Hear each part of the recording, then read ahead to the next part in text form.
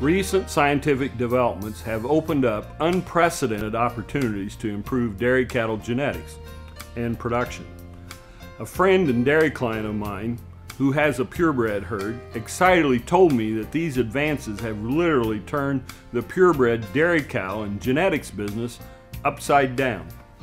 And he believes small farm purebred operations will unlikely fit into the future of providing genetic stock for the bull stud industry. Only last year, scientists mapped for the first time ever the bovine genome, the blueprint of the genetic material that makes a cow a cow. This has made it possible for the bull stud industry to identify cows with superior genetics and then mate them to bulls with similar genetic traits. This capability was made possible by the work of a USDA scientist, Curtis Van Tessel.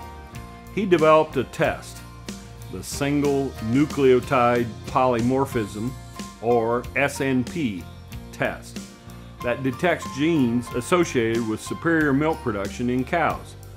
To develop this test, he pored over 38,000 key differences in cows on production records across the United States. He then identified the genes associated with high milk production. This provided Van Tessel and his lab at the USDA the information needed to determine which of the 38,000 genetic markers corresponded to animals that not only had the best genes for milk production, but were actually passing these genes on to their offspring. In the last century, pedigrees have been only 30% accurate in detecting good dairy cows prior to their first lactation, and no pedigree has been better than 50% accurate in assessing whether either parent will pass on a particular trait. Now, with the aid of Van Tessel's SNP test, accuracy has shot up to over 70%. Commercial bull studs have played a major role, unseen by most of the public, in advancing the dairy industry. And most Ohioans aren't aware that Select Sires, right here in Central Ohio, is the state's largest exporter in terms of dollars in sales. They don't manufacture goods, they produce bull semen. They ship semen from their bulls all over the world. Some of you may have read or seen some of my exploits in China. Imagine my surprise at seeing a Select Sires calendar hanging in a manager's office in a remote outpost near the Russian border. Artificial insemination of cows is now the norm on many dairy farms. Bull Stud Services select genetically superior bulls to be put on progeny performance evaluation. Companies, such as Select Sires, collect semen from each of the young bulls they purchase or lease. The semen is put on ice, so to speak, in liquid nitrogen storage and used in selected herds across the United States. The resulting heifer calves are tracked through their juvenile stages until they mature, become pregnant, and calve. Their milk production is tracked through the 10-month lactation and compared to unrelated herd mates and herds across the United States. Generally, a bull is not considered to have superior genetic merit until it has 20 daughters performing well in over 20 herds across the United States. This process of determining which bulls make the cut and graduate to the executive suite at the bull farm takes about 5 years. Only 1 in 20 bulls make the grade. A bull that makes it through this process leads a life of luxury, getting only the best feed with a nutritionist carefully formulating his meals, daily exercise by a handler, regular physical checkups by the bull stud vet, twice annual manicures, photo ops galore, and love making to an artificial cow 2 or maybe 3 times a week. The system of artificial insemination became commercially viable in the 1940s with dry ice. When liquid nitrogen storage equipment became available, the business really took off. In the past 30 years alone, improved genetics has led to an 8% increase in milk production in Holstein cows.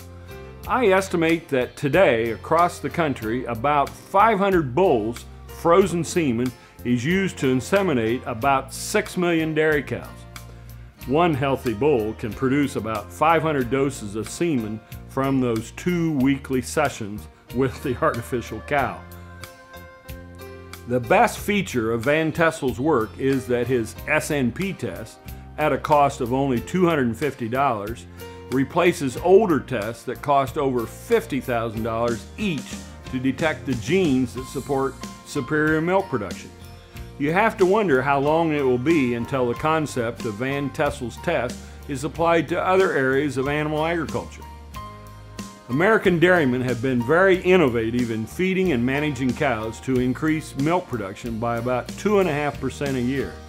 It's calculated that genetic advances made possible with this test will double that annual increase to 5%.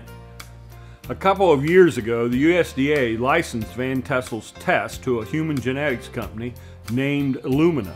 It's a long story for another day, but originally Illumina wasn't much interested in Van Tessel's work. The only reason the company got the license is because the test was included in the assets of another company Illumina purchased. Van Tessel recognized that Illumina was treating his test as the poor stepsister. He lobbied extensively to persuade the company to take the next step in developing his test. One of the largest human genetic testing companies in the world, Illumina has already developed a computer chip that quickly and efficiently performs the SNP test in humans. They flat out weren't interested in doing the same with cows. But Van Tessel prevailed, and now, interestingly enough, the company's revenue from bovine testing outpaces revenue associated with the human testing. Illumina stands to make millions of dollars from cows alone. Nearly everyone wins. Dairy farmers are always striving for greater efficiency in their quest to be profitable.